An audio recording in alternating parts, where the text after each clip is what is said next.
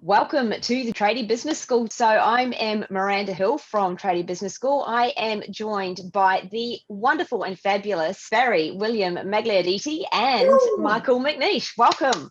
We are so excited to be here this afternoon, tapping into the topic of, should I hire an apprentice? Should I hire an apprentice? I'm wondering, Barry and Michael, how many times have you heard any of our clients say, should I hire an apprentice? Or how do I get, what's the best move to make next in my business? I have got so much on. I'm swamped with work. I need to get myself some time back. I'm going to hire an apprentice.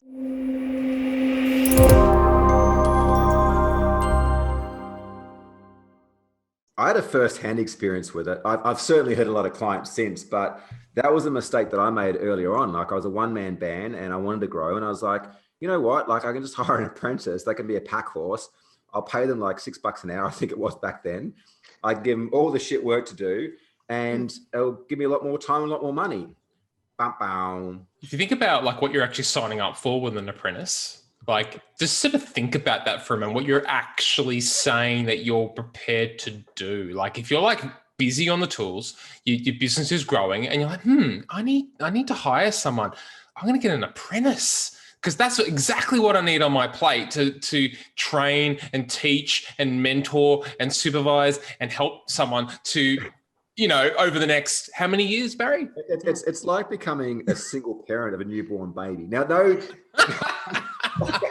like, I want to break this down. Like, I'm a huge believer in apprentices and giving apprentice opportunities, but I also see that the tradesmen and general contractors hiring apprentices at the wrong time cripple their businesses and actually put a lot of apprentices back on the street because they haven't yet built a business that can actually build great tradesmen through hiring apprentices.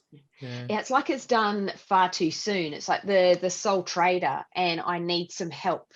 So the first thing I'm going to do is the cheapest thing to do, and I'm going to hire that apprentice, as opposed to hiring someone that has the skills already. Yes, you're going to have to pay them more, and I guess it's a short-term vision, and it's a trap that so many tradies fall into as they begin to grow their business, because they're bringing them into a business that can't yet support, or they're not yet set up and don't have the systems in place to support that new apprentice and all the things you've just mentioned.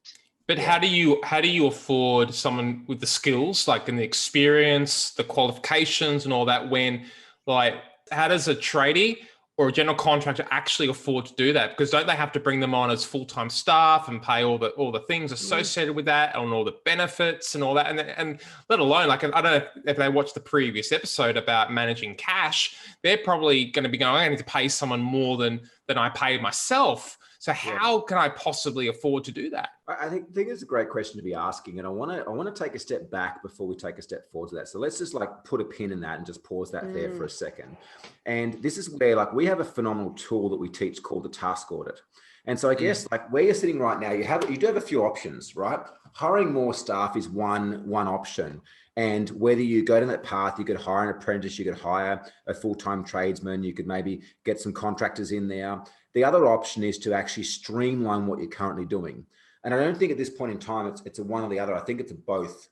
So the first thing that I would actually recommend is to go through the task audit process. And the task audit process is as simple as, over the next 1 to 2 weeks, write down every single thing that you do in your business, like everything from sending an email to answering a phone call to going out on site and doing a quote to ordering stock. Like, write down everything.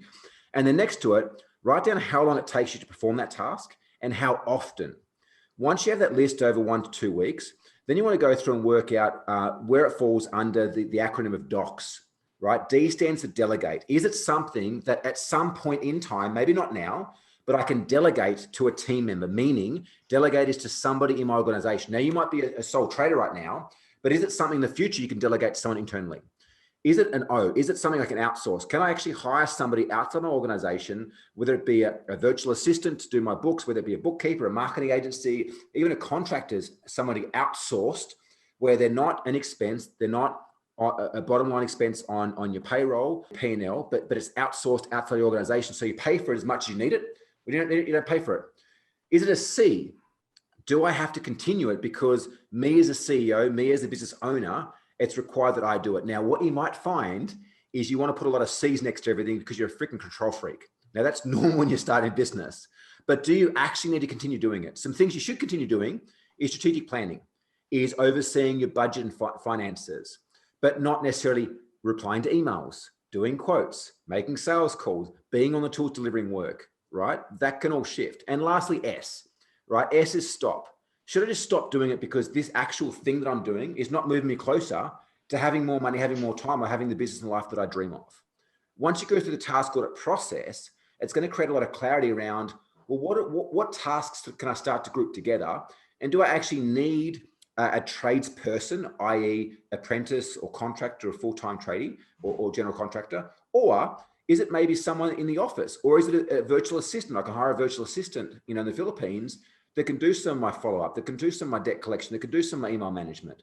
But that will provide you with certainty before just going, well, I just need more staff. I'm so ran out, I'm so busy, and make that impulsive decision, which costs you a lot more in the long run. It's like, what do you need? Do you need people, or do you need tasks completed? Like, what's the specific thing that you need done to then determine, well, what would be the right path to get there? Would it be an apprentice? Would an apprentice be the most effective way of time and money for me to solve that? Or would it be someone more skilled? Would it be to outsource that outside the organization? Or would it be to delegate within the team, or hire or bring into the team someone more full-time or part-time? Yeah. It's bringing in objectivity, and I love, circling back to Barry a moment ago when you said, let's just put a pin in that.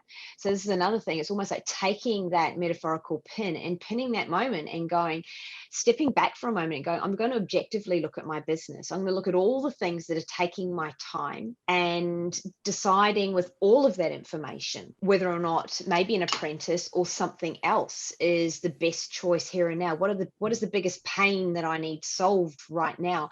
Because it is so common for any kind of trade or contracting business to just race in there and go, the thing that is in front of me that I see the most of may be the tools in front of me, or the load of jobs that I have that I can't deliver on, that I need to pick up a tool to deliver on. So therefore I need to get the cheapest possible option to get those tools out of my hands, when in fact there may be a better strategic choice. And it's the beginnings of this thinking that would love you and invite you in this moment to start thinking, have I been until now doing it the way that so many people do it, the most people do it?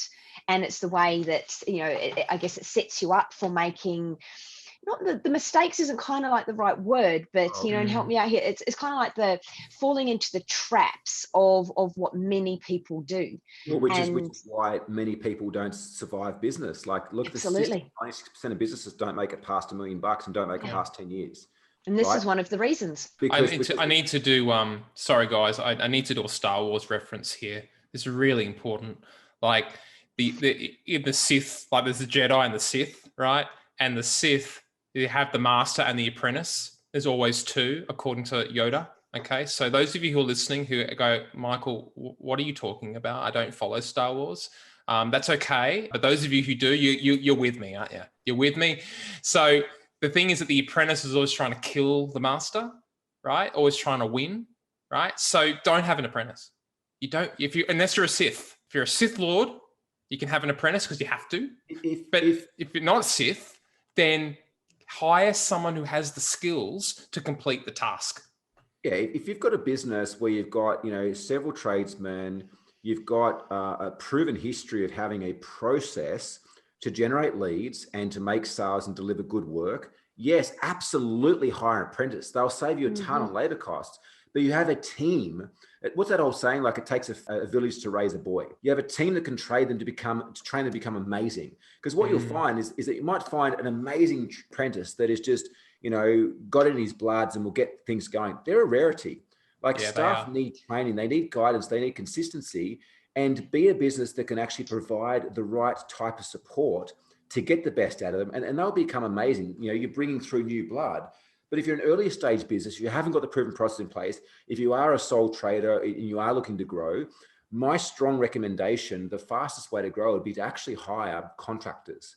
Yes. Now, the advantage of hiring contractors is right, you're hiring someone that's already got a skill set, right? They're already skilled in doing a particular thing. B, you don't have any obligation to them. You hire them per job. So the job finishes, you let them go. right? Another job starts, you hire another contractor back in, but they're coming in, you're paying them the rate. They're typically covering their own personal taxes and insurances and things like that. So you can grow and evolve with them. Now, the disadvantage is you are paying more. But here's the thing. You should be charging enough money on the jobs that you can actually pay a contract and still make margin on the top. Now, will you make as much margin as an apprentice? On paper, no. On long term, yes. Because they free up so much time, so much space within your mind to go out and generate more business and more jobs that allow you to actually grow faster than being stuck trying to train an apprentice and have the apprentice trying to kill your business, so to speak, to reference back to Star Wars theme. Well, all jokes aside, on stupid Star Wars jokes and all that, but when is the right time for a business to know that they should hire an apprentice? When would an apprentice actually be an appropriate thing? So I think what you were saying before about, you're a bigger business, you have systems in place, you've got team already in place to sustain the workload, so you can actually focus your attention on the apprentice. Is that correct? Yeah, I would say that you've already got 3 to 4 tradies, or general contractors that are working on site. Because the thing is that you go and hire an apprentice when there's one of you, like the impact of the business is huge, right? You go and hire an apprentice when there's already 4 or 5 of you in the business, the impact's a lot less. And it's a lot easier for that person to fill the gaps and to fit in amongst what's already happening and already moving forwards. It's like the hardest hire that you actually make as a tradesman, as a general contractor, is the first and second hire, right? Because you typically don't know how to hire good staff. You typically don't have any process systems in place. You're typically worried about, am I going to have enough work coming in to fulfill and to keep this person busy? Whereas if you're hiring a contractor, all those problems don't exist, right? Because you only hire them if you need them, right? They typically know what they're doing. They're good at doing what they're doing. You don't need to necessarily provide them with a lot of systems and processes, but it then frees you up as a business owner to think more strategically and come back to what Miranda said, which is being able to take a step back when there's questions to answer and decisions to be made, rather than just throwing in assets or money or time or people in because that's what everyone else does. Yeah. And some of the most complex problems that I know that we notice our clients face are the people problems. Are the how to get people to do what you want them to do or need them to do, how to get them to show up in a certain way, how to get them to deliver on the commitment that you've made as a business to a client, how to get them to do that in a way that upholds how you want your business to be seen in the marketplace. And all of those things take time. So once you've got contractors or other team members on board, then an apprentice will absorb all of that from them. It's like osmosis in a way, not only osmosis. There are things that need to be done. You'll have a few things written down. So it just takes the pain out of the constant, the guesswork and how we hear it all the time, don't we? It's like, how do I get someone to do something? They just don't seem, they're not interested. They're not, or they're not getting it, how to communicate. It's the 80-20 a bit too, though, Miranda. Like I remember very much growing my business, and I see it with a lot of our clients when they first come on board. They're trying to do like 100% of everything, and yet they're not doing any one thing really, really well. And so think about spending the time just to hire this first person, this first contractor, really, really well. All right, that's going to save you tenfold the effort in the longer term versus just hiring someone because you're under pain and you need labor to help you deliver the job. Then you've got these remakes, you're going back to jobs, you're pissing clients off because you haven't done your due diligence and hiring the right person. Hire someone, that's a values fit for you, that thinks like you think, right? That has the same sort of drive and ambitions than you, that you can see, turns up, look at their ute, or their van, do they keep it clean? Is it full of fucking wrappers and rubbish and stuff in there? Right? All those things to me paint a big picture to where now we're hiring a staff member. It's not so much what they say, but what they do and how they demonstrate that. And that's where taking a bit of time out and stepping back, you can make a lot better decisions than just jumping in because you're trying to put out all these fires at once.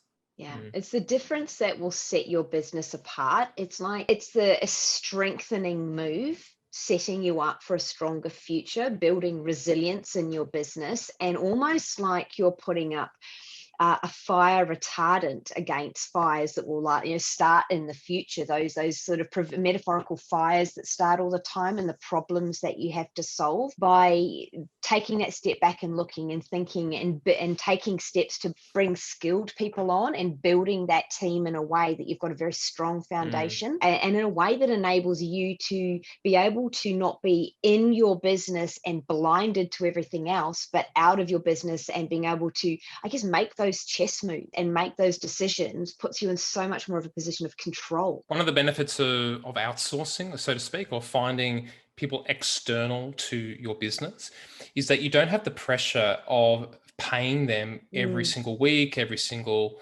month. It reduces those fixed costs and overheads so that you're only incurring the cost when you make money. And it's amazing feeling, because it allows you to get on top of your finances and on top of your numbers, to actually model to the point where, okay, when we're achieving this amount of profit, this amount of revenue, now we can afford to bring on more permanent part-time or full-time staff on board, because now we've actually built a reputation. Now we're in a position where we can.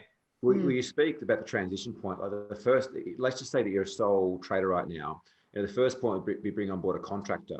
When you notice that contractor is no longer kind of coming and going between jobs, but they're there quite frequently, regularly, it removes the pressure and the fear around, will I have enough work, because you've demonstrated you have enough work. So the next tile would be to hire a full-time tradesman or general contractor, because then you are getting a reduced labor rate. You're getting someone that's more consistently there for the company, that's wearing the company brands and colors and flying the company banner, right? But that's how you kind of go from being a sole trader, is hiring a contractor, replacing that contractor with someone who's there full-time. You would then potentially do the thing again until you have enough cash flow where you can directly hire more full-time staff or move into an apprentice. So there's nothing against hiring apprentices. I think that you absolutely do have a responsibility to train the next generation of trades and general contractors. What we are saying, though, is do it in the right order, so it doesn't put you and them under unnecessary stress or potentially unemployment, because you can't sustain what's required to bring them up and train them properly. Yeah. Apprenticeship is like a contribution. It's like paying it forward. It's giving back to the industry. It's, as you said, it's training the next generation. So I guess you have that duty in your business to build it up to a point where you can support an apprentice and give them the resources to be successful. Yeah, absolutely. And to be able to train them and give to them in a way that they become even better, they add to your industry. They add to the industry. They add to your business in so many ways. So what would be, I guess, the key takeaways now from this episode? And how should I hire an apprenticeship? We'll wrap it up into a few steps for the listeners. Yeah, I think first and foremost, the main thing is we'll provide an option to download a free resource called the Task Audit. So the first thing, regardless, is to go through the Task Audit process that we outlined. From that, get an indication of, do I need to delegate to somebody and looking for someone within my organization? Should I outsource this initially where I'm at? Do I continue doing it? Do I stop doing it? So that's the very first thing. And I guess more than anything, Miranda, is just for them to ponder on what we've shared today. And I feel that hopefully it's created an opportunity for them to see things slightly different to maybe they have in the past and to make better informed decisions. So download the free resource, the Task Audit. If there's any further questions or comments, please reach out and let us know here at the Tradie Business School. And we look forward to seeing you on the next episode real soon. Yep. See you in the next one. Bye.